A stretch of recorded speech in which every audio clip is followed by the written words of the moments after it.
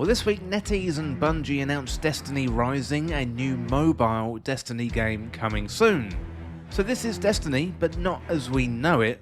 We did know that NetEase gave Bungie an investment years ago, and this appears to be the fruits of that deal. Well, today I want to dive into Destiny Rising and ask the question, are you going to play Destiny on your mobile phone?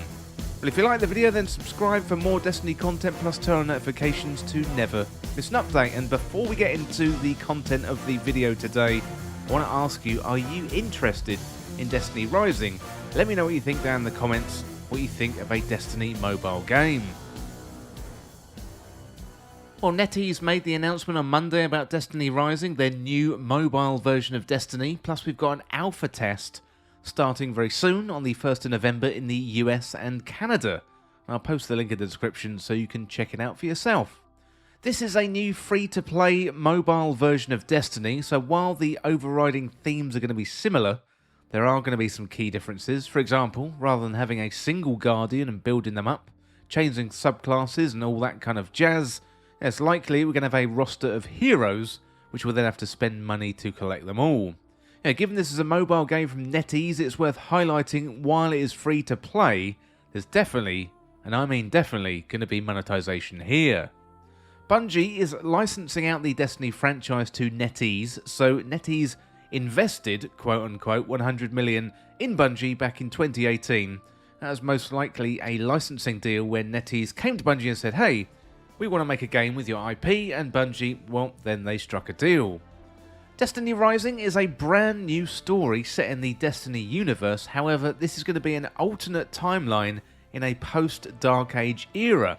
The game is going to have a roster of characters with unique abilities and stories, plus also a range of game modes as well. You've got single player, co-op play, you've got PvP, and also new game modes as well. I think NetEase are actually going to be inventing new game modes, so it's definitely something to keep your eyes on. So NetEase did have a few words to say in their press release, and I do want to read that out, and it says the following. So with Destiny Rising, NetEase Games is honoured to partner with Bungie to deliver a Destiny caliber experience to mobile devices, said Ethan Wang, that is the Senior Vice President of NetEase. And they went on to say, Destiny is an incredible franchise with a passionate and dedicated global fan base, that's us. As huge fans ourselves, we are humbled and thrilled for the opportunity to bring gamers an action-packed RPG shooter set within the Destiny universe. And then Terry Redfield, a creative lead at Bungie, said, for over a decade, we've built this universe to contain many unique and wonderful stories, and we're excited to see mobile gamers be able to experience this new take on the Destiny universe from the creative team at NetEase. NetEase also outlined some of the features of the game. So first of all, we've got first-person shooter on mobile. And what I'm going to do, I'm going to ping back and forth between the press release and my opinion. So first of all, they say experience iconic best-in-class sci-fi shooting action at your fingertip. You can choose between the highly immersive first-person view or a new fully third-person action view and play with a touchscreen or compatible controller precision. So this is quite interesting, the mix of third person and first person.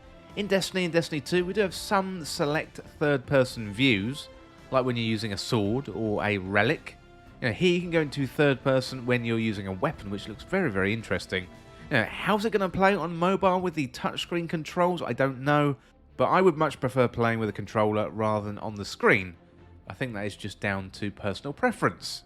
Well, next up we've got the characters. So NetEase say enter an era of heroes and legends where familiar faces from Destiny are joined by a host of new intriguing characters.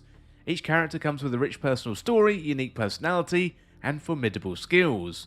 Choosing the right character and mastering their combat style will be key to overcoming the challenging foes that stand in your way. So, I would imagine this is where at least some of the monetization is going to come in from the characters.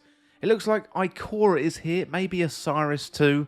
There's also a new female speaker, and there's new Guardians here for sure. We can see that in the key art. I would imagine powers and abilities are going to be fixed with characters. So one Guardian is going to be the Void one, one's going to be the Solar one, one's going to be the Strand one. Then you have to kind of collect them all, and most likely pay for them as well.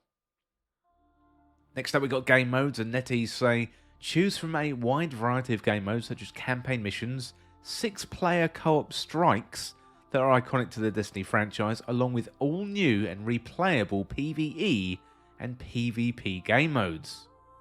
Well, 6-player strikes definitely sounds interesting. We've got 6-player raids right now in Destiny 2 and 6 versus 6 in PvP. I do tend to stick to PvE activities, so I'm going to be interested in strikes, nightfalls, dungeons and raids if the latter are in the game. Next up, we've got a section about joining the action with your teammates, but essentially that's saying that you can play together. And then we've got Explore Earth After the Collapse, so this is quite intriguing.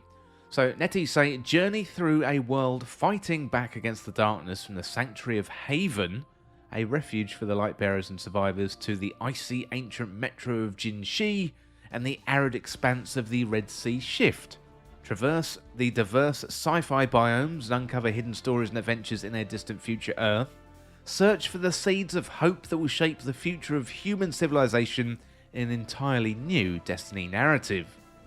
Well, from here, it sounds like Haven is basically our new tower or social space, somewhere where we can speak to the vendors, pick up bounties, manage gear, and spend a whole load of money.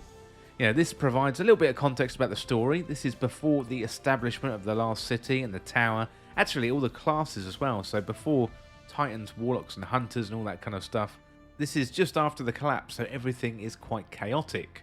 We've got some new locations, including the Red Sea Shift, Jiangxi, and also sci-fi biomes, and we also do see familiar enemies in the trailer, including the Vex and the Hive, so we do have at least some familiarity with the enemies.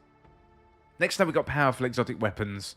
So NetEase say countless powerful exotic weapons are available to customize according to your combat style, explore different weapons and trait combinations, defeat enemies with different gameplay mechanics, and become the next Master of Arms. Well, this is still a looter shooter, and we're going to have different rarities of weapons. We can see some familiar exotics in the trailer, including Izanagi's Burden, the exotic sniper, plus also Sweet Business, was shown off in the developer insight. They're adding a new tier called Mythic, which is above exotic. I'm not sure how I feel about that, to be honest.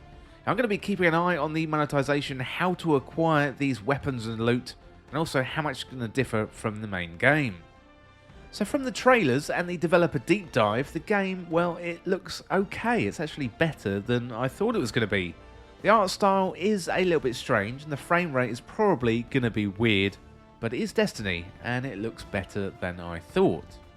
Now, it's worth noting that this deal has been in the works for some time, since at least 2018, which is 6 years. It's not a new project introduced by Sony. In fact, Sony probably had very little to do with this at all. Bungie have been recently focusing down on core Destiny 2 projects, and Marathon in recent months cancelling a load of other Destiny 2 projects according to reports. Bungie's actual involvement in this project is likely to be very small, other than signing things off and a little bit of direction here and there.